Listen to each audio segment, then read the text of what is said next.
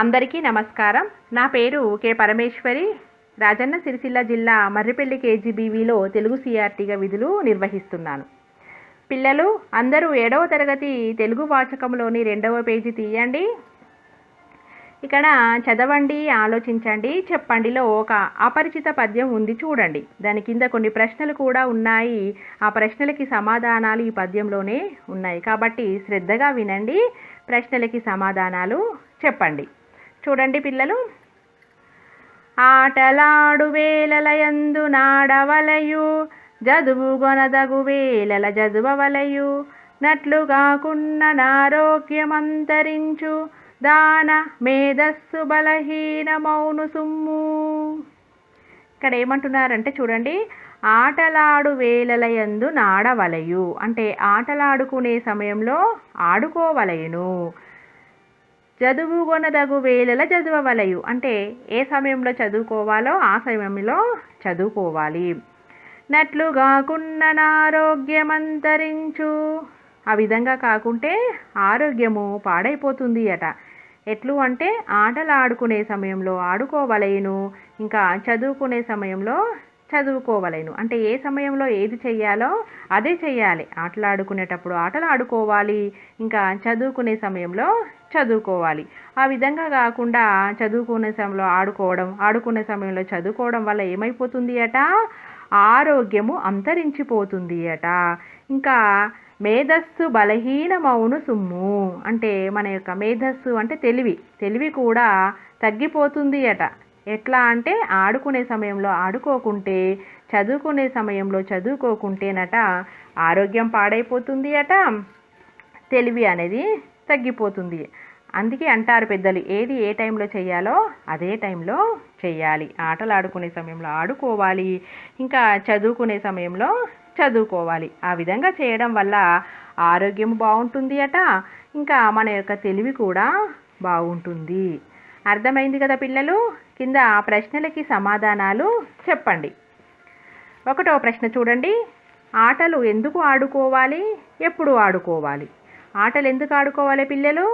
ఆరోగ్యంగా ఉండడం కోసం. ఆటలు ఆడుకోవడం వల్ల ఏమవుతుంది, ఆరోగ్యంగా ఉంటాము కదా. మంచిగా మన బాడీకి కూడా సరైన ఎక్సర్సైజ్ జరుగుతుంది. అట్లా ఆడుకోవడం వల్ల ఏమవుతుంది, ఆరోగ్యంగా ఉంటాము. మరి ఎప్పుడు ఆడుకోవాలి అట? ఎప్పుడు పడితే అప్పుడు ఆడుకుంటామా? లేదు, సాయంత్రం వేళల్లో ఇంకా తీరికగా ఉన్న సమయంలో మాత్రమే ఆడుకోవాలి. 2వ ప్రశ్న. ఏ సమయంలో చదువుకోవాలి, ఎందుకు? ఏ సమయంలో చదువుకోవాలి? సూర్యోదయానికి ముందే చదువుకోవాలి. ఎందుకు అంటే అప్పుడు మన మైండ్ ఫ్రెష్గా ఉంటుంది, చదివింది మంచిగా తేలికగా అర్థమైపోతుంది, ఎలాంటి డిస్టర్బెన్స్ లేకుండా ఉంటుంది. కాబట్టి మనము ఉదయం పూట చదువుకోవాలి. ఎందుకు చదువుకోవాలి అంటే మన యొక్క తెలివిని పెంచుకోవడం కోసము చదువుకోవాలి.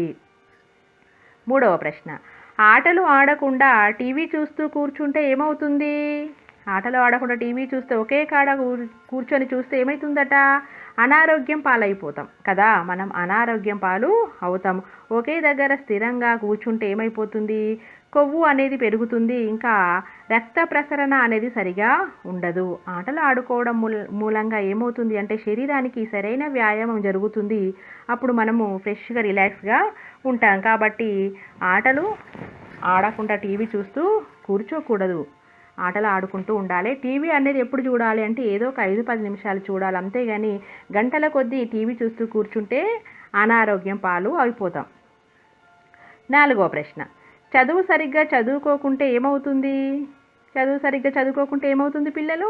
తెలివి అనేది పెరగదు, మనకి సమాజంలో గుర్తింపు కూడా సరిగ్గా ఉండదు, ఒక మంచి ఉద్యోగం కూడా దొరకదు, ఎందుకు పనికి రాకుండా అయిపోతాం.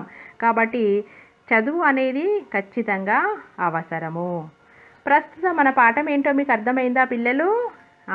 చదువు. ఈరోజు మనం చెప్పుకునే పాఠం చదువు. అందరూ మీ నోట్బుక్లో పాఠం పేరు రాసుకోండి పిల్లలు. రాసుకున్నారా? చూడండి ఇక్కడ ఇంకా పాఠం యొక్క నేపథ్యము, ఉద్దేశ్యము. పాఠం యొక్క నేపథ్యం, ఉద్దేశం అర్థమైపోతే మీకు సగం పాఠము అర్థమైనట్టే. శ్రద్ధగా వినండి పిల్లలు. ఒకప్పుడు ఉజ్జయిని రాజ్యానికి రాజు విక్రమార్కుడు. అతని తర్వాత కాలంలో భోజరాజు ఆ రాజ్యాన్ని పరిపాలించాడు. భోజరాజు విక్రమార్కుని కథలు అనేకం వినేవాడు. ఆ కథల్లో కమలాకరుని కథ ఒకటి. కమలాకరునికి చదువు పట్ల ఎటువంటి ఆసక్తి లేదు. తండ్రి త్రివిక్రముడు చదువు గొప్పతనాన్ని తెలుపుతూ కొడుకును మందలిస్తాడు. మందలించిన విధానం, కొడుకు కమలాకరుడు మారిన పద్ధతి ఈ పాఠంలో ఉన్నది. చదువు యొక్క ఆవశ్యకతను తెలియచెప్పడం ఈ పాఠం యొక్క ఉద్దేశం. చూడండి పిల్లలు, ఇక్కడ ఉజ్జయిని రాజ్యానికి రాజు ఎవరు అంటే విక్రమార్కుడు. ఒకప్పుడు రాజుల పరిపాలన ఉండేది. ఒక రాజు తర్వాత మళ్ళా ఇంకొక రాజు, ఆ విధంగా పరిపాలన కొనసాగుతూ ఉండేది. అట్లా ఉజ్జయిని రాజ్యానికి రాజు ఎవరు అంటే విక్రమార్కుడు.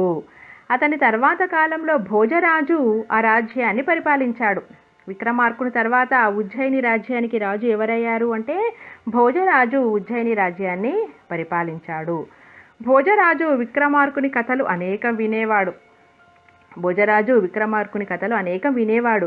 ఎందుకు అంటే విక్రమార్కుడు ఎంతో గొప్పనైన పరాక్రమమైన రాజు, ఎంతో తెలివి గలవాడన్నట్టు. కాబట్టి భోజరాజు కూడా విక్రమార్కునిలాగానే పరిపాలన చెయ్యాలి అనే ఉద్దేశం కొద్దీ విక్రమార్కుని యొక్క కథలు అనేకము వినేవాడు. ఆ కథల్లో కమలాకరుని కథ ఒకటి. ఆ భోజరాజు విక్రమార్కుని కథలు విన్నాడు అనుకున్నాం కదా, అట్లా ఆ కథల్లో కమలాకరుని కథ కూడా ఒకటి అట. కమలాకరునికి చదువు పట్ల ఎటువంటి ఆసక్తి లేదు. కమలాకరునికి అట చదువు పట్ల ఎటువంటి ఆసక్తి అనేది లేదు అట. తండ్రి త్రివిక్రముడు. కమలాకరుని యొక్క తండ్రి పేరేంటి? త్రివిక్రముడు. త్రివిక్రముడు చదువు యొక్క గొప్పతనాన్ని తెలుపుతూ కొడుకును మందలిస్తాడు. ఎవరికైనా బాధ అనిపిస్తుంది కదా కొడుకు చదువుకోకపోతే. అట్లా త్రివిక్రముడు చాలా బాధపడుతూ చదువు యొక్క గొప్పతనాన్ని తెలుపుతూ ఇక్కడ కమలాకరుణ్ణి మందలిస్తాడు. మందలించిన విధానం, కమలాకరుడు మారిన పద్ధతి ఈ పాఠంలో ఉన్నది. ఈ చదువు అనే పాఠంలో ఏముంది అంటే కమలాకరుని ఏ విధంగా మందలించాడు త్రివిక్రముడు అనేది ఉంది. ఇంకా చదువు యొక్క గొప్పతనాన్ని తెలుపుతూ ఈ పాఠం యొక్క ఉద్దేశం, ఈ పాఠం చదువు పాఠం యొక్క ఉద్దేశం ఏంటి అంటే చదువు యొక్క గొప్పతనాన్ని తెలుపుతాడు. ఇంకా మనకి చదువు యొక్క గొప్పతనం ఈ పాఠం విన్న తర్వాత చదువు యొక్క గొప్పతనం మనము తెలుసుకుంటాము. చదువుకోకపోతే ఏం కోల్పోతారు, చదువుకుంటే ఏం సాధిస్తారు అన్న విషయాలు తెలుసుకుంటాం. చదువు మనిషిలోని వివేకాన్ని మేల్కొల్పి విజ్ఞానవంతుల్ని చేస్తుంది కదా. చదువు మనకు ఎంతో నేర్పిస్తుంది. ఇంకా విజ్ఞానం వల్ల వినయం, ఇతరులకి సహాయం చేయడం లాంటి మంచి మంచి గుణాలు అలవడతాయి. మరి తల్లిదండ్రులు కోరుకునేది కూడా ఇదే కదా. తమ పిల్లలు బాగా చదువుకోవాలని, ఉత్తమ పౌరులుగా ఎదగాలని ఆశపడతారా లేదా? మీ తల్లిదండ్రులు కూడా ఇలానే ఆలోచిస్తారు కదా పిల్లలు. కాబట్టి మీరు కూడా బాగా చదువుకొని మంచి ప్రయోజకులు కావాలి కదా. మరి మీరు కూడా వారి యొక్క ఆశను తీరుస్తారా లేదా పిల్లలు? ఓ వెరీ గుడ్. కన్నవారి కలలను నెరవేర్చిన వారే ఉత్తములు. మీరు కూడా బాగా చదువుకొని మీ అమ్మా నాన్నలకి మంచి పేరు తేవాలి. ఏ తల్లిదండ్రులకైనా ఉంటుంది కదా, మా పిల్లలు బాగా చదువుకోవాలి, మంచి స్థాయిలో ఉండాలి అని. మరి పిల్లలు సరిగ్గా చదువుకోకపోతే ఆ తల్లిదండ్రులు ఎంత బాధపడతారు? అలాంటి బాధనే అనుభవించిన ఒక తండ్రి కథ ఇది. ఆ తండ్రి తన కొడుకుని ఏ విధంగా మంచి మాటలు చెప్పి మార్చుకున్నాడో మనకు ఈ చదువు పాఠం ద్వారా తెలుసుకుందాం. తండ్రి ఎవరు అంటే ఉజ్జయిని రాజ్యానికి రాజు అయిన విక్రమార్కుని పురోహితుడైన త్రివిక్రముడు. మనం ఇంతకుముందు నేపథ్యంలో చెప్పుకున్నాం కదా, ఉజ్జయిని రాజ్యానికి రాజు ఎవరు అనుకున్నాం? విక్రమార్కుడు. విక్రమార్కుని యొక్క పురోహితుడు ఎవరు అంటే త్రివిక్రముడు. ఆ త్రివిక్రముని కొడుకు కమలాకరుడు. ఆ కమలాకరునికి ఏ విషయం పట్ల ఆసక్తి అనేది ఉండదు, మందబుద్ధి గలవాడు. తండ్రి చూస్తేనేమో పండితుడు, కొడుకు ఏమో చదువు మీద ఆసక్తి లేదు. ఎవరికైనా బాధ అనిపిస్తుంది కదా పిల్లలు. అలాంటి మందబుద్ధి గల కొడుకును తన మంచి మాటలతో ఏ విధంగా మార్చుకున్నాడో మనం ఈ చదువు పాఠం ద్వారా తెలుసుకుందాం. మరి మనకు ఇంత చక్కని పాఠాన్ని రచించిన కవి గురించి తెలుసుకుందాం ఆ పిల్లలు. కవి ఎవరు అంటే కొరవి గోపరాజు. కొరవి గోపరాజు 15వ శతాబ్దానికి చెందినవాడు. కొరవి గోపరాజు తల్లిదండ్రులు ఎవరు అంటే కామాంబిక, కొరవి కసవరాజు. గోపరాజు నిజామాబాద్ జిల్లాలోని భీమ్గల్ ప్రాంతం వాడు. నాటి పల్లికొండ సంస్థానాధీశుడు మహారాజా మల్లన ఆస్థాన పండితుడు.